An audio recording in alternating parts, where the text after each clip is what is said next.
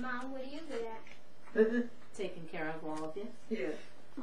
Yeah. Keeping things going. Keeping things going. All right, I'm going to teach you a word before we go, and the word is abet. A B. Can you use your close-up, Tim? Yeah. Kevin?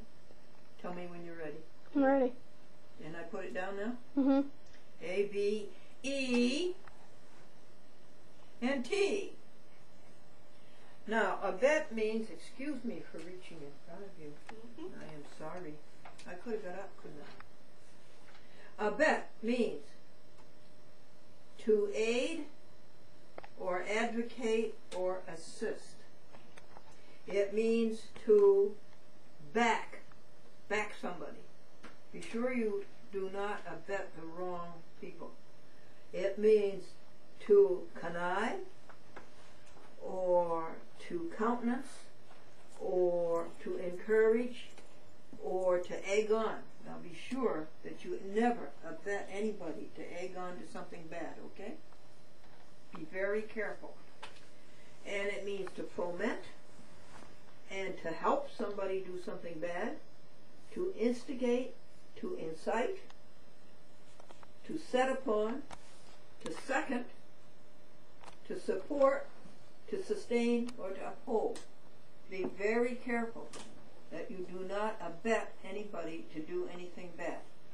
Shall we tell the boys and girls how to get on our show and what number to call? You should call 518-758. 9448. Oh. 758-9448. That's right. Say it again. 758 9. 9448. That's it. Shall we all say goodbye? Bye. Goodbye. Bye.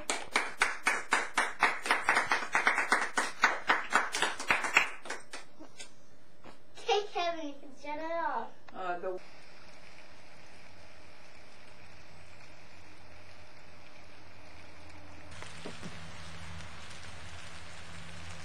rainstorm, July 21st.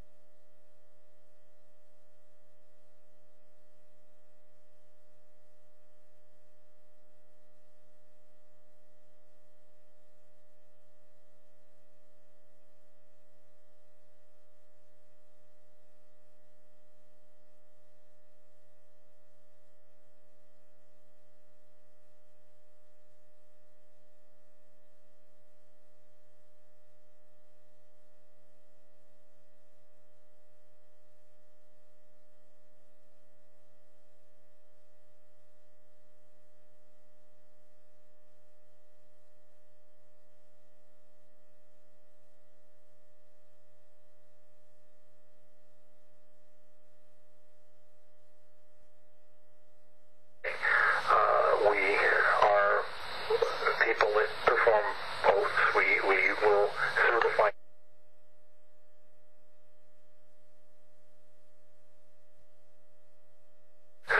documents, attest to situations, which is not much different than what happened.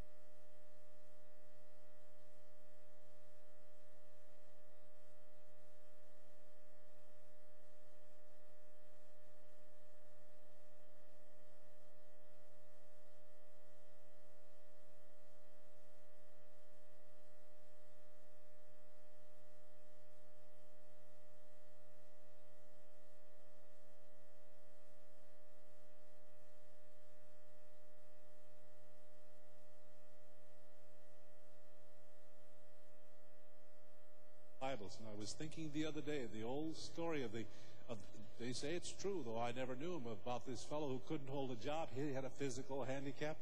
He stuttered so bad, you know. And somebody said, well, the Bible salesman will take you. And I mean, that is kind of true. They would take me and they would take anybody. But he broke all records in selling Bibles. And when they asked him what his secret was, he said, I just said, do you want to buy the Bible, or would you rather have me read it to you?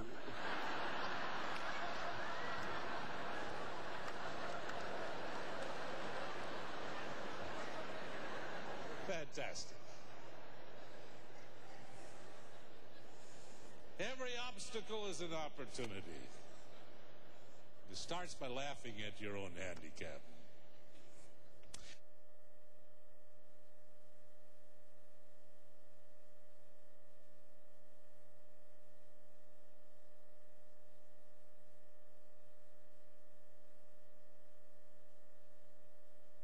Hi there, boys and girls at home. This is the SS Glendora After School Happy Show, and you want to tell the boys and girls what number?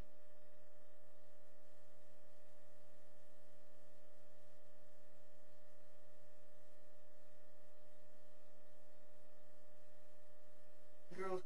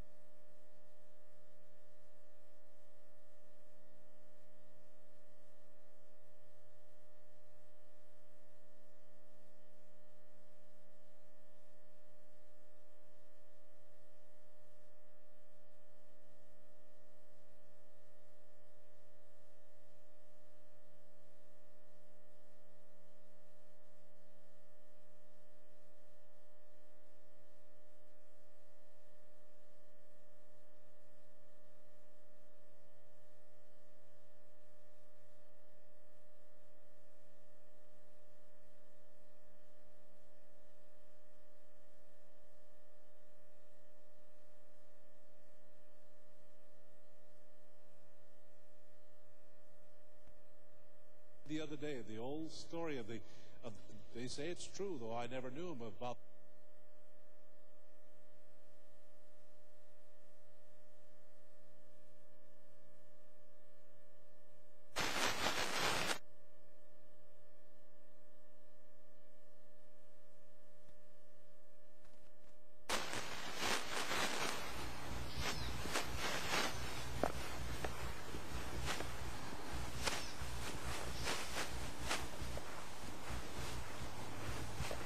Boys and girls, we have a very inviting career to tell you about, and a very enthusiastic person to tell you about it, and that would be Mr. Joseph Camposeo, who is the town clerk for the town of Manchester, Connecticut.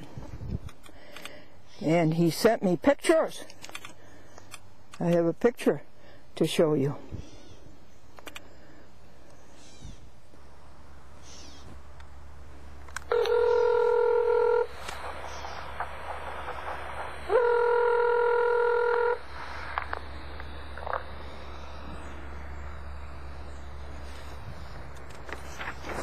I'm back. How you doing? Oh, I'm doing fine, thank you. Tell the boys and girls what it's like to be a town clerk. It's probably one of the most interesting and challenging jobs, certainly in the state of Connecticut, where we have rather unique duties by comparison to other town clerks around the nation. Connecticut, and much like Rhode Island and Vermont, are kind of microcosms of functions and services that you find in county government in most states throughout the country. Oh, yes, that is so, isn't it? And what that means is that we not only process services to the town, but we also are the chief recorder of vital records, which is birth, death, marriage, and also we are, and probably at the forefront of what we do, we are the recorder of deeds, which in most states is a county function. So that, coupled with the many 30 different services that we provide, makes it a very interesting and challenging position. And I say that simply because when you look at what we do and how we process transactions, we tend to be at the cutting edge of change all the time. Because when you're talking about customer service in the realm of local government, not unlike any other level of government, you're talking about finding new ways to do things with less resources and new ways to do things more efficiently. And that's what makes it a very interesting job for me. I liken it, and I often tell people that there really are three roles of the clerk. And there's the traditional role, the professional role, and the emerging role. And we just talk to the emerging role with the challenge and the use of technology and finding new ways to serve customers. But the traditional role of the clerk really goes back to biblical times, because if you look at our duties, even embedded in what we do today, we are people that perform oaths. We will certify documents, attest to situations, which is not much different than what happened in biblical times. So that's kind of the traditional role. We still seal documents. We still certify records, public records, and mainly that is the role of the clerk. It is the keeper of the public record, the keeper of the history, and it goes back to the very beginnings of government, even in the colonial days of this country. And when we talk to the second ingredient, which is the professional role, well, that really goes hand in hand with the customer being really the pinnacle of customer service, and clerks throughout the state and throughout the country, I'm sure, hold the spirit of working in the best interest of the customer at the very highest level. So what would be an example of an oath? Well, for example, someone will come in here and they decide to, they have just changed their name, and they have just recently married, and their name is on a deed, and they have to attest that they now have this legal name, and what it does, it prompts the transition of now identifying this person as the owner of property only under their new surname. I get it. Through divorce. There's other examples. Next Friday night, we have a new police chief in town. I will be police chief, and that's another tradition of the clerk. Oh, really? That's done by you? That's correct. So, Guess what, Joseph Camposeo? I was just talking to Joseph Cronin in Long Island, and he knew you. He asked me what I was doing, and I said I was videotaping a audio tape of an interview with you. And he said, oh, he's a nice man, and he's going to look forward to seeing you. And that's way out in Long Island, way, way out in Lindenhurst. yeah, oh, I get it. There's other examples. Next Friday night, we have a new police chief in town. I will be doing the oath of office. Oh, really? With a new police chief, and that's another tradition of the clerk. Oh, really? That's done by you? That's correct. So we'll have duties of varying type and giving oaths. People will come in here and they'll sign affidavits, or we perform notary work. People file their business names with us, and anytime they do that, or even when they do a marriage license, they are attesting to the fact, and by taking that oath, you really are committing yourself to the fact of the matter and the application or the information that's preceding you. A young man said to the clerk, how much does it cost to get married? And the clerk says $25 and a paycheck every week the rest of your life. Well, that's true, but it's a lot more money to get divorced, too. So, it's a pretty good bargain when you look at the options that come. Well, you must find it fascinating.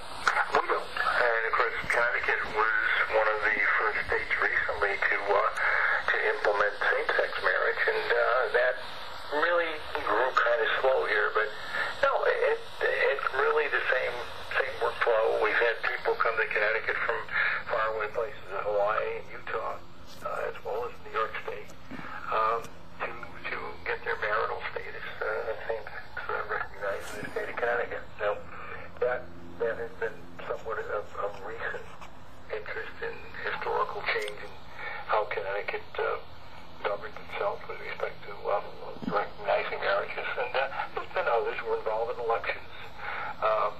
We certainly are involved in working with other departments, and they identify of mappings, and through our records we get involved in military discharges. And I think in many, many ways the role of the town clerk is probably one of the best kept secrets around in government. It can be very, very rewarding.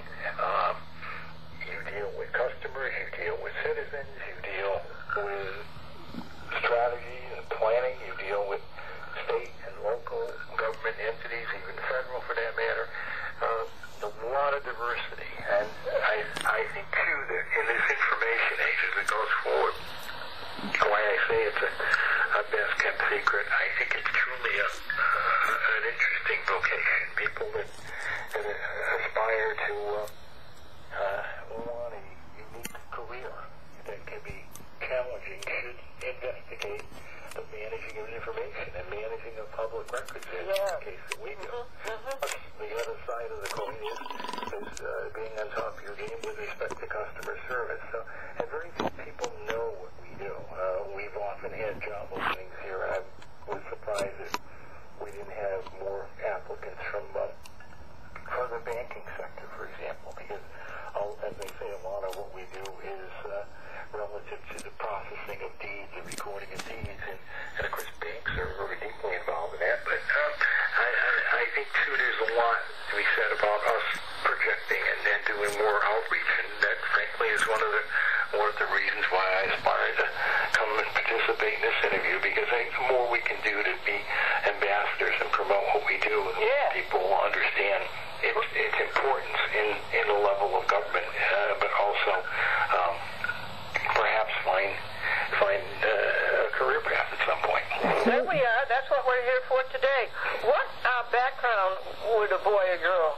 Would it be good to have a background to get into being a town clerk? Doesn't really matter. I mean, it's gender neutral. We have people in our association right now. We have 169 cities and towns. I'm president of the state association. Oh, wait a second, Joseph. You are? Yeah. And what's that called? State of Connecticut. I'm the association president. My goodness, what's it called? The Connecticut Town Clerks Association. We can be found on the ctca.org. CPA. ctca.org is our website. Say the whole name again, Joe, would you? It's the Connecticut Town Clerks Association. And you're the president. I'm the presidente for my second term, which just began in April. Oh, bless your heart. Well, thank you. So you say the background for a boy or girl would be... You know, myself, it's a sheer coincidence. I went out of college and majored in history and political science, and I had aspired to go into law. And then I kind of changed gears, and I wanted to get into the diplomatic corps, and then I even changed gears again and wanted to get into advertising and public relations. Well, that never happened.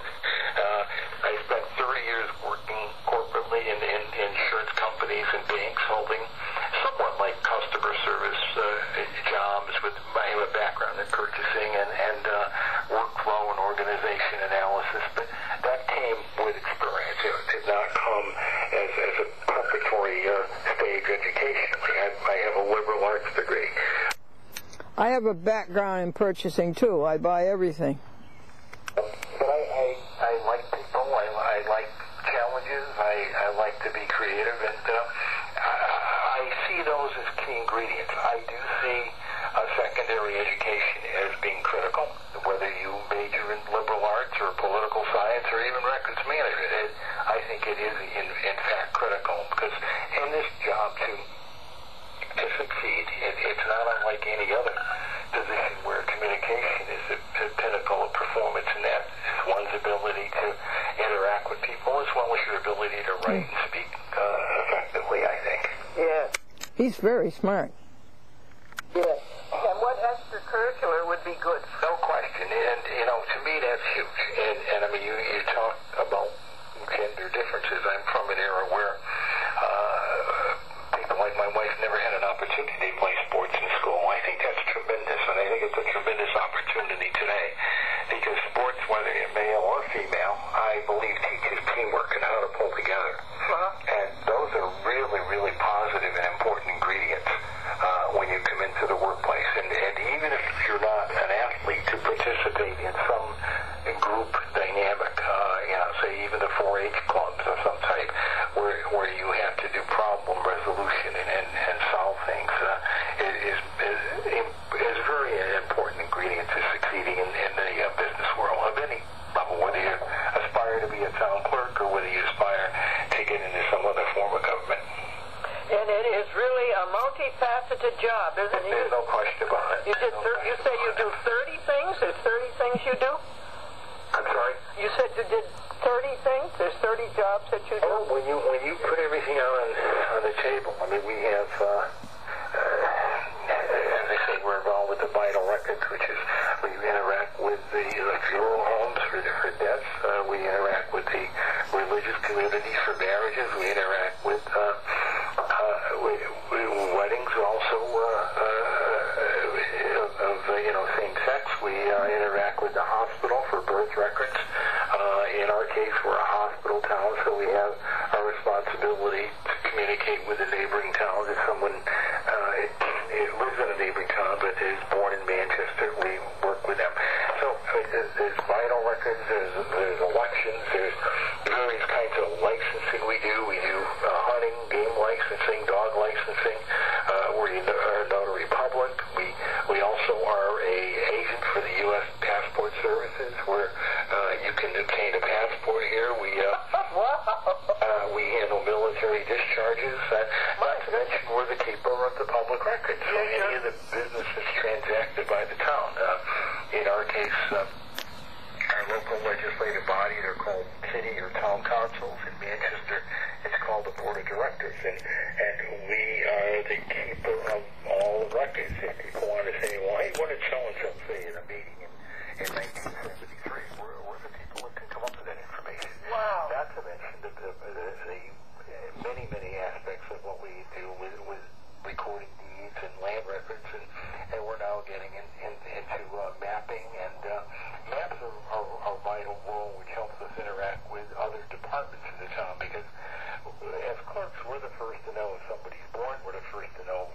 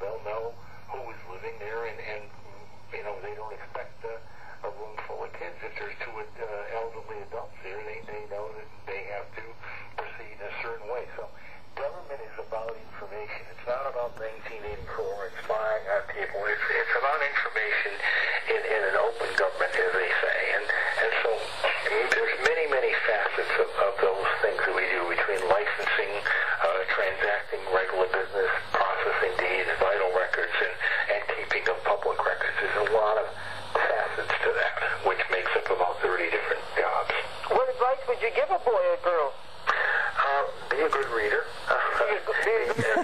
He's certainly a team player. And be willing to have a vision. Because, you know, whether your vision is one that says, gee, we did that 20 years ago, and I think we should do it again, or let's try something new. That's a vision. How often have we not seen Glendora somebody come and say, you know, geez, we used to do that 20 years ago. Not a bad idea. And that, I think, is a very, very important ingredient to succeeding in this kind of a role. Folks, guess what? I have tried for 3 days to do this interview for you. I wanted you to be outdoors and see it rather than inside, but guess what? I thought today we'd get it done, but it's beginning to sprinkle. So if all of a sudden I pick up and run off with this precious tape and the camcorder, please understand, isn't it something? Joe, have you been able to do any other kind of outreach? You wanted the public to know about Towwn Clerk. Did you able to do any other? Well, we in the community we have a twice a year a session called the Citizens Government Academy, and each year 30 citizens sign up, and they literally come to a class for about a 6 to 8 week I want to go once a week, and they learn about the different facets. Yeah, I want to go. And in our particular case, we spent the whole night with them, showing them the one-of-a-kind historic records, and in our case, that go back to 1823. 1823? Yeah, we have the original minutes of the meeting of Manchest government when it was formed in 1823, and people just delighted seeing that, and some of the unique documents. So that's one eye-opener, a unique document. Recently, we found a petition that was signed by 90 ladies in 1834, asking the leaders of the community to abolish alcohol. Oh, yeah. This is an original document. And so they learn about the history, they learn about the value of the kind of services we perform, the value of the information we have, and the value of how all that can work together to better serve the public. And so that's one form of outreach. To our state association, we are very heavily involved. That's very good. Well, with the state legislature, we're involved with the state legislature, which is important to help them better understand what we do. And we're continually looking for avenues of opportunity. We're working on a model to try to develop some potential access to public records with the school system, both through the community college system and through the public school system. And helping students learn about civics, learn about government through public records. And that's certainly high on the priority list and high on my radar, things I want to see done. How would you go about that? That's a particular... And learn about it through a chat with Glendora. The sprinkles are getting bigger, folks. Look at to us right now because we're talking for children. How would you go about that? In several ways. Being that you would want to program it for the level of learning, and I'm certainly not a teacher, but my take is that in the elementary level you would perhaps treat it differently than at the middle or the high school level.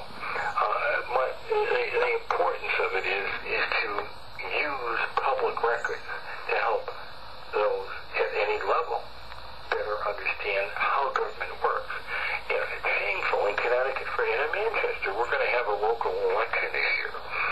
And as opposed to last year when 75 to 80% of the people showed up to vote, in some cases higher, at the local election this year, we're only going to have about 25 to 30% show up. And it's unfortunate because the people you elect in a local election,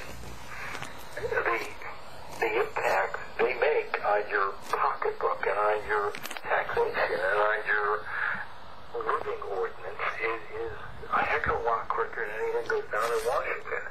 And so I feel it's important for several reasons to help people learn about civics. I don't want to call it politics, it's really civics. How does government work? So there's educational value in that they know how it works, what happens, and how people are elected, what is their empowerment, how do they function with the state, how they function with the government. Those are all important things. To get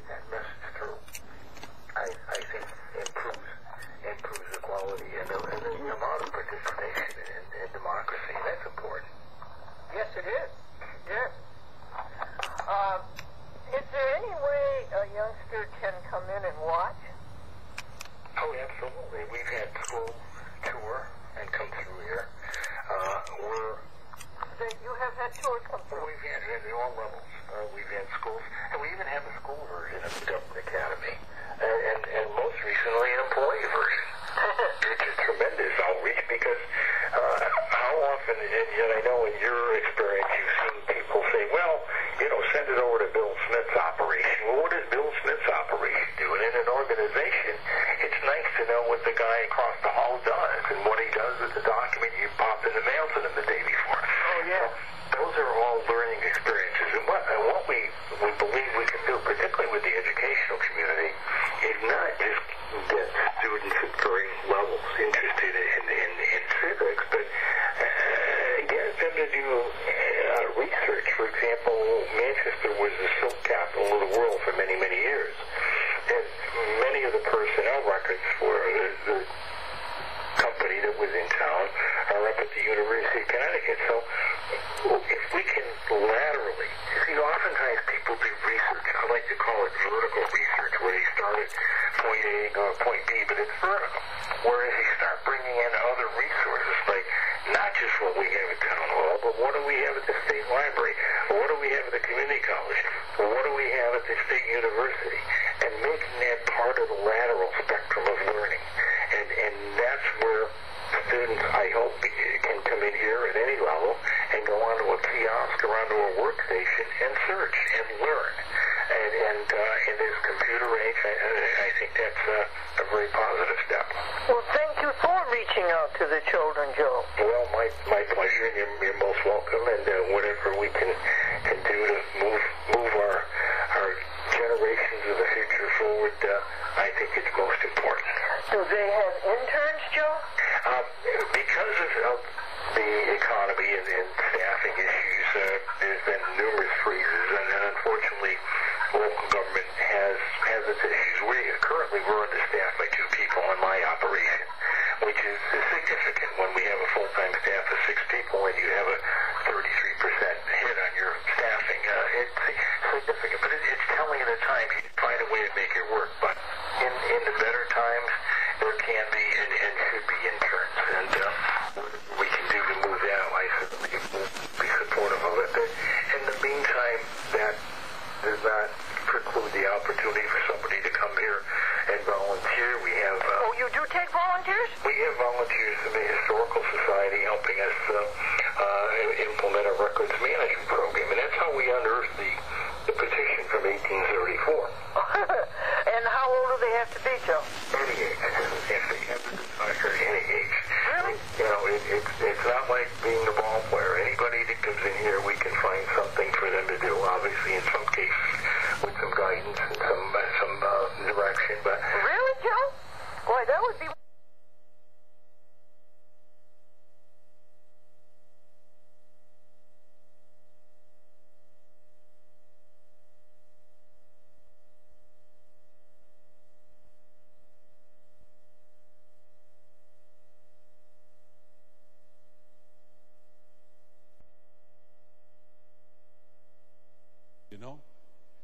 And somebody said, well, the Bible salesman will take you. And I mean, that is kind of true. They would take me and they would take anybody. But he broke all records in selling Bibles. And when they asked him what his secret was, he said, I just said, do you want to buy a Bible, or would you rather have me read it to you?